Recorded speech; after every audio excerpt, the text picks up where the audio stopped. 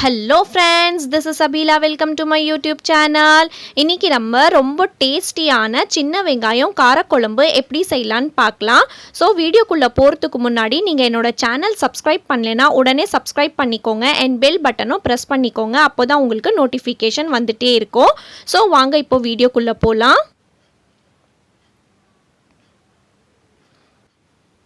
காரக்குழம்பு செய்கிறதுக்காக நல்லெண்ணெய் வந்து யூஸ் பண்ணால் தான் நல்லாயிருக்கும். ஸோ நான் இன்றைக்கி வந்து நல்லெண்ணெய் தான் யூஸ் பண்ணியிருக்கேன். நான் 1 கப் போட்டிருக்கேன். ஸோ நார்மலோட கொஞ்சம் ஜாஸ்தியாக போட்டுக்கோங்க. அப்போ தான் வந்து இந்த கிரேவி நல்லாயிருக்கும். ஸோ வெந்தயம் வந்து ஒரு 1/2 ஸ்பூன் போட்டுக்கோங்க. அண்ட் கடுகு வந்து 1 ஸ்பூன் போட்டுக்கோங்க ஃபஸ்ட்டு. அண்ட் ஜீரா வந்து 1 ஸ்பூன் போட்டிருக்கேன்.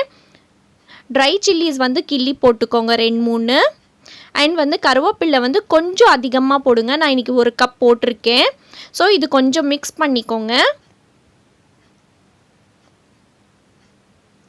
இப்போ சின்ன வெங்காயம் நான் ஒரு பவுல் எடுத்திருக்கேன். நல்லா இது வாஷ் பண்ணிட்டேன்னா நான் வாஷ் பண்ணி நல்லா க்ளீன் பண்ணிட்டேன். ஸோ காரக்குழம்புக்கு கருவேப்பிலை வந்து நல்லா ஃப்ளேவர் இருக்கும். ஸோ கொஞ்சம் ஜாஸ்தியாக போடுங்க.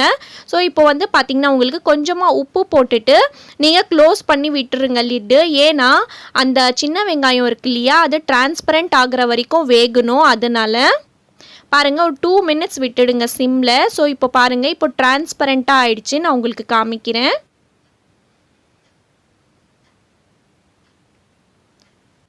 1 மினிட் இந்த மாதிரி ஃப்ரை பண்ணிக்கோங்க. ஃப்ரை பண்ணிட்ட பிறகு ஒரு பெரிய சைஸ் தக்காளி வந்து நான் பேஸ்ட் பண்ணி வச்சுருக்கேன். அதுவும் மிக்ஸ் பண்ணிக்கோங்க. நீங்கள் வந்து இது கட் பண்ணி கூட போடலாம். கட் பண்ணி போட்டால் கொஞ்சம் லேட் ஆகும் அது மேஷ் ஆகிறதுக்காக. அதனால நான் பேஸ்ட் பண்ணி போட்டிருக்கேன்.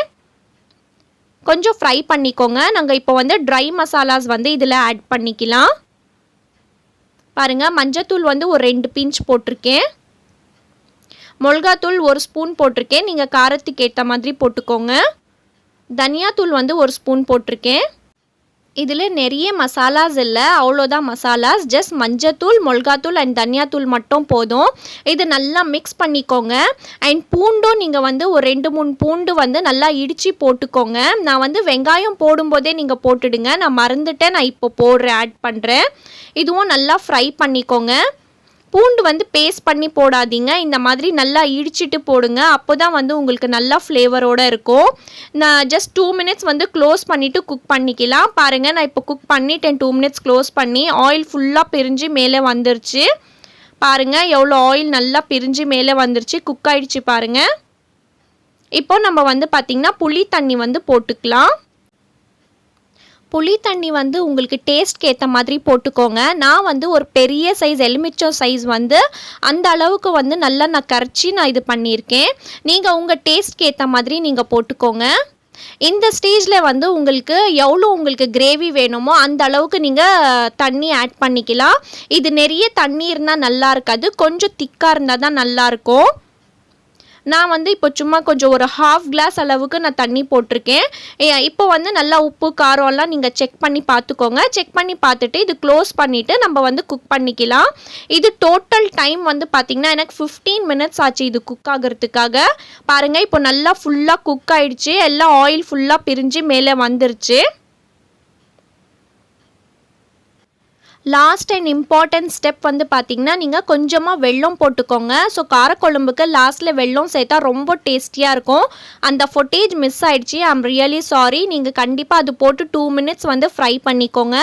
இந்த கிரேவி வந்து ரெடி ஆகிடுச்சு. பாருங்கள் எவ்வளோ திக்காக இருக்குன்னு சொல்லி. இந்த கிரேவி நீங்கள் ரைஸ் கூட சாப்பிட்லாம், சப்பாத்தி கூட சாப்பிட்லாம், அண்ட் வந்து தோசை கூட சாப்பிட்லாம்.